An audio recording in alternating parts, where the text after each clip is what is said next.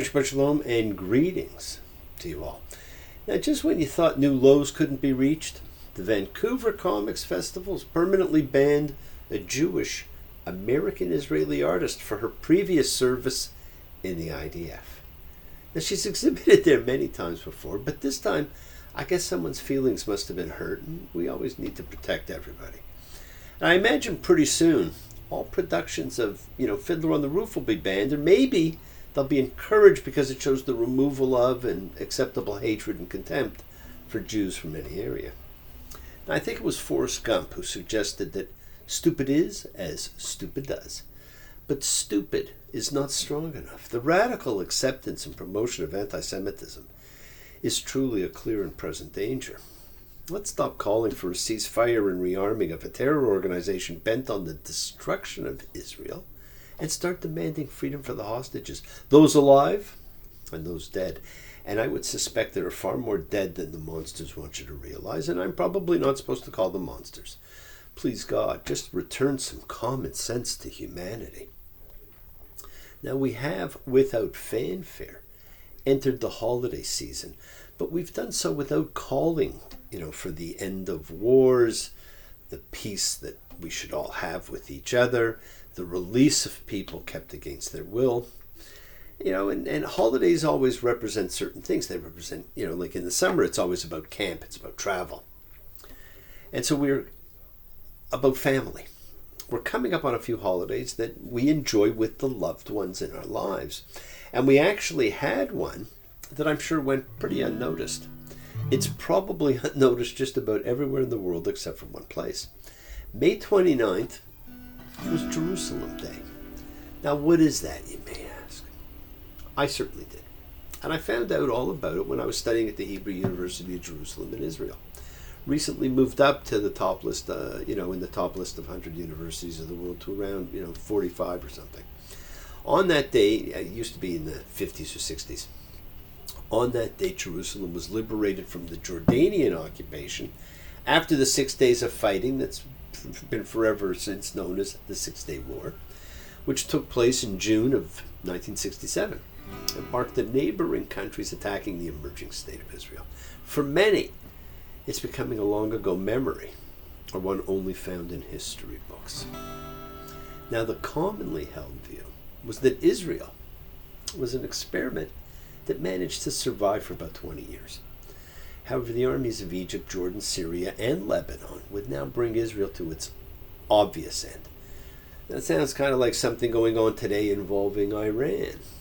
Now, contrary to all odds, Israel not only blocked the attacks of the neighboring countries, but also managed to conquer and take East Jerusalem from the Jordanians. As a result, for the first time since the Jordanian occupation of 20 years earlier, Jews the world over now had the right to access their holiest place in the world, the Western Wall, which is known in Hebrew as the Kota. In addition, after Mount Scopus, where the original university building stood, and which I still fondly think of, became safely accessible again, the Hebrew University returned to the campus after being exiled to the western part of the city during the Jordanian occupation. Now, when I studied there, and even still to this day, you could feel the energy of that unification and return to the Einstein, Freud-founded great seat of learning, looking out on the true city on the hill, the birthplace of Western civilization, Jerusalem. Now, the battle and its consequences became a significant event in the history, of course, of the Israeli-Palestinian conflict. One could never guess how history would have or could have developed had it happened otherwise. Nevertheless, there's no doubt that valuable opportunities for peace between the two nations have been missed. Either side places responsibility on the other. Now, right after the war's end, Israelis and Jews from all over the world went up to the Western Wall, where they prayed, where they danced, where they sang, cried, where they finally could read the Torah again.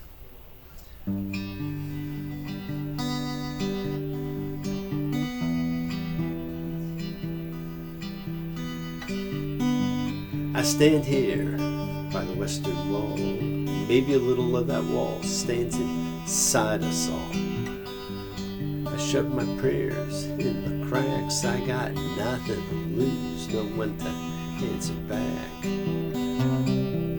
All these years I brought up for review. Wasn't taught this, but I learned something new. And to answer the distant call at the Western Wall. That's a great Rosanna Cash song. Her song about the wall was immortalized by Emmylou Harris and Linda Ronstadt. Now, up until the liberation of the Western Wall, Jews could only pray on the rooftop of King David's tomb, which was located on Mount Zion. Now, this was the closest to the holy place they could reach without crossing the Jordanian border. Today, Jews, non-Jews, dignitaries from all over the world pray at the Western Wall.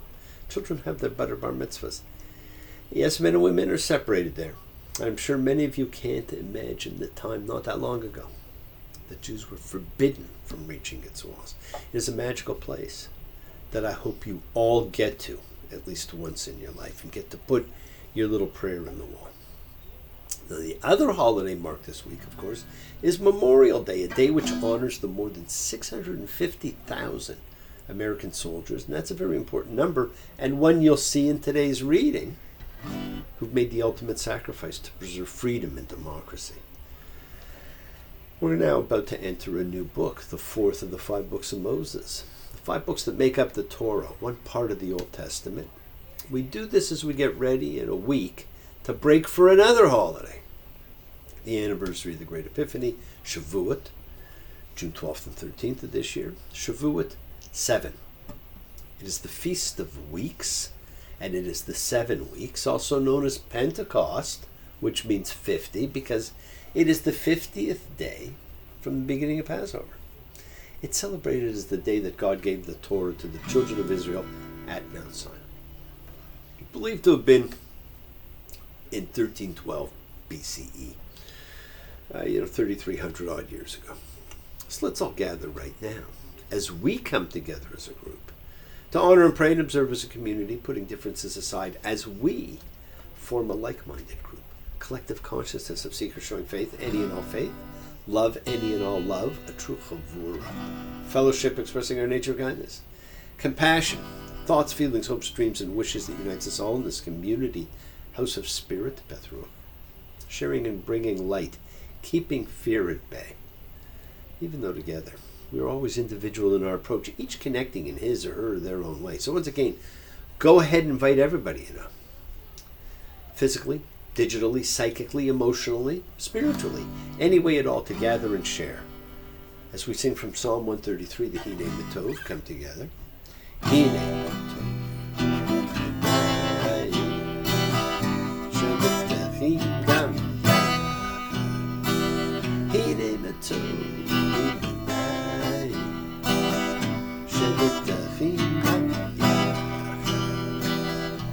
How good and how pleasant it is for brothers and sisters together. Community.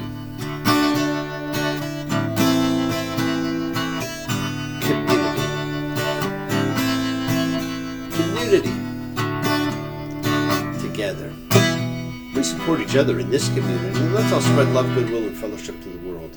Remember, this is you setting aside just a little bit of sacred time in your sacred space to honor and converse with whoever, whatever you happen to believe in, because we all believe in something. It's a part of your kavanah, your intention that you put out to the universe. It's your goodwill. Goodwill and intention are the roots of what you control, of what you can correct. It is your intention that sets in motion everything that occurs in your lives, my friends. It's where your karma is rooted. Let's take some time now. Let's use that intention. Let's send some of the goodwill, some light, some healing out to whoever you know that needs it. Healing and renewal for everybody. Floats through space.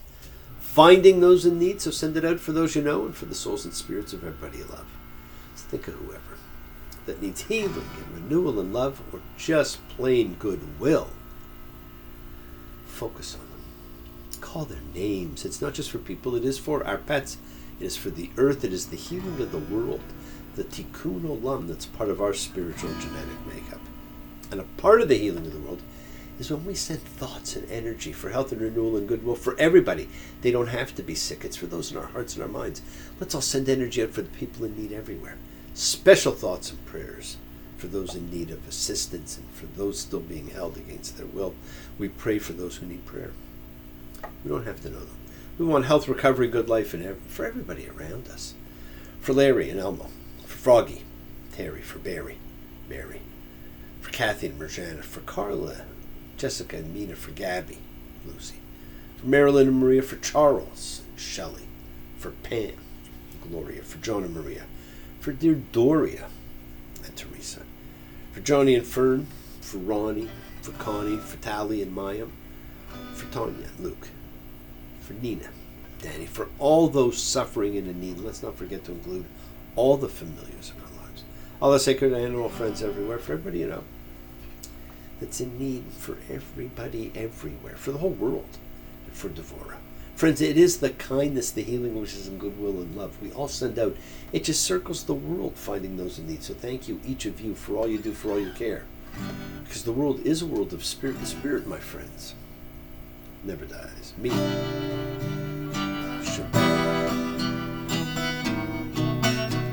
Avotenu. Makor. Limotenu. May the source of strength bless the ones before us. Help us find the courage. Make a life and blessing. The renewal body. The renewal spirit. Let us say, Amen. Mishaberach, let us all have our spirits renewed. This is the great prayer for healing, which we call upon God to heal as He has healed before. Mishaberach, may He who blessed. Because all healing is a blessing. So let's all send and receive healing and renewal energy in our efforts to love, to share, to care, to grow. Now again, for those who feel it's difficult observing Jewish holidays, the one coming in the next week, it's not a complex holiday. In fact, it's a fascinating holiday. Prayer is said. The first real prayer in the Bible is we bring our offering of the first fruits to the priest. We recite the Ten Commandments. Something which once was done on a daily basis, and it's not such a bad thing to do again. And with that, we also do an introductory that became the new calling card of God. I am the Lord your God who brought you out from the land of Egypt from a house of slaves. This was about the greatness of God. It was about freedom, not creation. And then we listed the 10 things. You shall not have other gods. You shall not make a statue or any form that's in the skies or that's in the earth below or in the water below the earth. You shall not bring up the name of the Lord your God for a falsehood. Remember the Sabbath day to make it holy. Honor your father and your mother. You shall not murder. You shall not commit adultery. You shall not steal. You shall not testify against your neighbor as a lying witness, and you shall not covet. Not such a difficult list of behaviors to observe. And then on the second day we observed the Yizkor, the public mourning. Once done only on Yom Kippur, but then on Yom Kippur and the 3 gathering festivals. Light a candle for those you love and miss. And that celebration then marks the beginning of the U.S. Open and Father's Day. The day to honor Dad for all he's done, and we'll talk about that next time.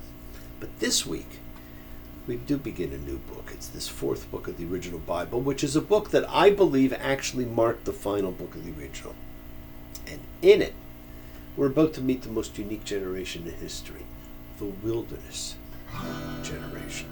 Welcome, friends, to Bamidbar in the wilderness, also called Numbers, because it opens with a census, one that will have absolutely no bearing.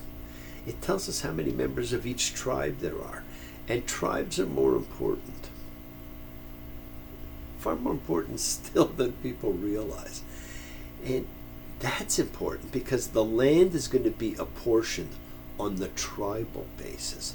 but it's going to require a census at the end for that allotment to actually take place, because the one at the beginning will have no bearing. The census forms bookends to this book. One at the beginning, one at the end, as does the deaths of Miriam and Aaron. A true changing of the guard is about to take place. Now, what you will see, as opposed to the stable, unmoving book of Leviticus, as everybody stood in the mountain, is this book of Numbers, which is the story of a journey. The journey, as a literary theme, has been a recurring component of world literature going all the way back to the first book, the Epic of Gilgamesh. It is the oldest known book. The great epic, the Odyssey, all the way up to and including Alice's Adventures in Wonderland, and of course the Wonderful Wizard of Oz. Somewhere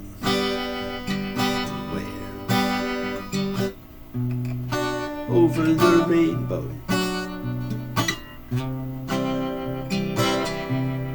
way up high,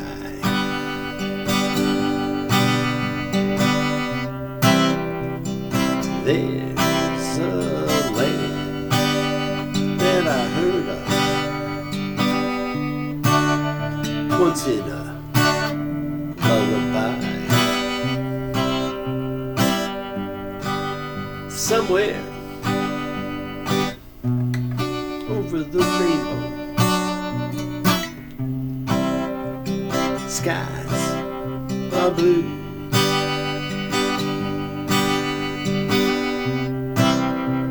and the dreams that you dare to dream really do come true.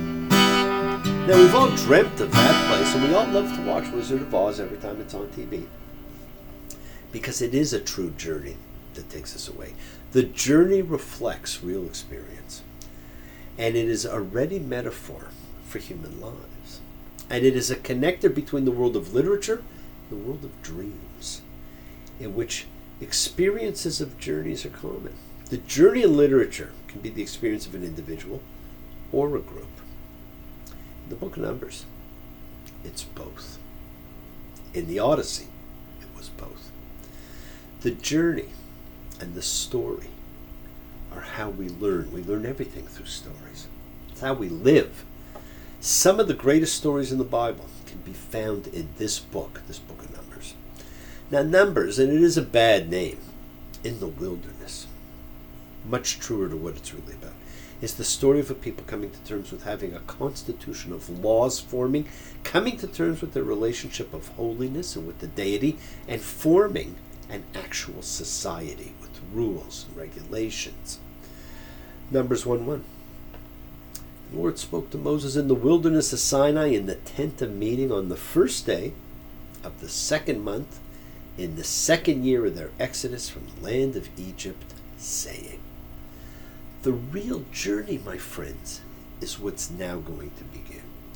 I'm on the road again, going places that I've never been, seeing things I have never seen again.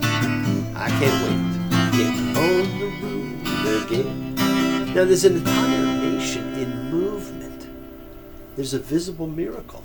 The column of cloud and fire and the miraculous feeding, the manna from heaven, that's happening in their presence at all times over a span of 40 years. This is the only age in the Bible, in fact, it's the only age in history in which a miracle is a daily fact of life.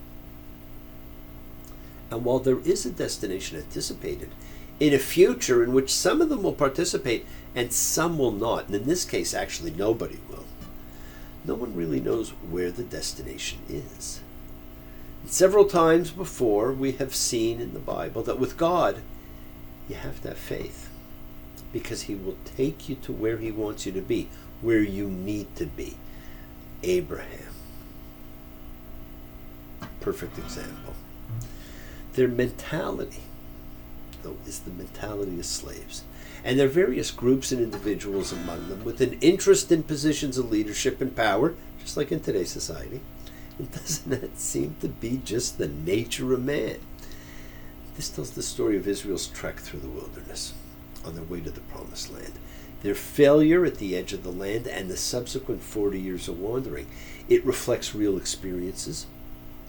It is that metaphor for human lives, and it is that connector that we all seek. The wilderness depiction conveys two quite different qualities. On the one hand, the wilderness constitutes a kind of ideal. People's life is orderly, protected, it's close to God. It's a period of incubation, of nurturing, of development. Everything is provided: food, water, direction. The miraculous is the norm. At the same time, though, the wilderness is depicted as terrible. Conditions are bad. The environment is hostile. There's no water. There's a rebellion from within and fighting with people they encounter on the way. There are power struggles, and there is palpable fear. The wilderness is that place that each of us journeys through during our lives. Yes, my friends, the world is sacred. So is everything in it. Express your gratitude, light a candle, make a wish, celebrate your life and the lives of those you love. Share your feelings with them. Live free, be free, honor your freedom, be well, be happy, be blessed. Share and honor the light and all who live in the light and continue to shine. Continue to send everybody you know goodwill and love. Pray for peace and freedom for everyone. An end to terror and hatred. Remember, friends, we're a community. We learn together, we celebrate with each other, we love each other, we share this ride together, men and women equally. Let's all send out love, not fear. Send out peace, harmony, goodwill, and healing to all who need it. And everybody does need it. And please do learn to forgive. Learn to love. Open your hearts, honor the relationships of your lives. Tell those you love that you do love them. And examine your intentions. Use them to imprint your will on the universe, because we set in motion all that happens in our lives. It is our intention, our Kavana. Cause and effect. It's all linked. You always have time to forgive and be forgiven. You have the knowledge of what's good and bad, so acknowledge what you have done wrong to yourself, to God, to any other person you've wronged. Ask forgiveness. But always do so with sincerity, with accountability, with vulnerability. Forgive those who have hurt you, as you learn to be a forgiving, compassionate person. Because the secret of forgiveness, compassion, and peace is in acceptance. Can you accept yourself? Can you accept other people in the world just as they are today? Can you accept life as it is without trying to control it? If you do, you can experience the peace that acceptance brings. So keep on dreaming, my friends. Keep on being, keep sharing, keep shining, keep teaching. Keep spreading joy and goodwill. Do not follow fear, follow love, because it's always in front of you. Work to be present in the body. Expand your heart and quiet your mind. Because the deepest source of real power lies in your consciousness. It's in your ability to be mindful, to be aware, to be present in all life circumstances. Love with the heart, because we're all part of a greater whole. Embrace love, not fear. Forgiveness, not anger. Be there for someone, because someone will always be there for you, whether you know it or not. And continue to explore faith and belief, and do not accept shame as a natural state. Whatever you feel, others have felt. Whatever you've experienced, others have too. We share together. We learn together. We help each other. You know, we're each of us trying to find love and acceptance and support. We're each on this journey. We all have or could have that special someone in our lives, so find them. Tell them what they mean to you. You're never alone. Keep forgiving those you need to forgive. Keep asking forgiveness from those you need to ask forgiveness of. It's not a one-day-a-year thing. It's whenever. Listen to the voice of God. He, she, it, them, they talks to you. And remember your connection to God and all He has created in body and soul. It's a part of you. It's a part of me. It's a part of all of us forever. You have a direction home. No matter what you think, the journey is yours, and we are all on the same journey. And even though it's individual, we're here together. Lord, I was born a rambling man, trying to make a living, doing the best I can. When it's time for leaving, hope you'll understand that I was born a rambling man. Now you don't have to ramble. Thank you for joining me, my friends. Keep sharing the light. Practice forgiveness. Be thankful, be gracious, be kind, be loving. Believe in yourself. Spread a little goodwill and joy to the world and continue to be the miracle in someone else's life. Be an example of all you can be. Shabbat shalom and blessings to you all. Take care. We'll see you next week.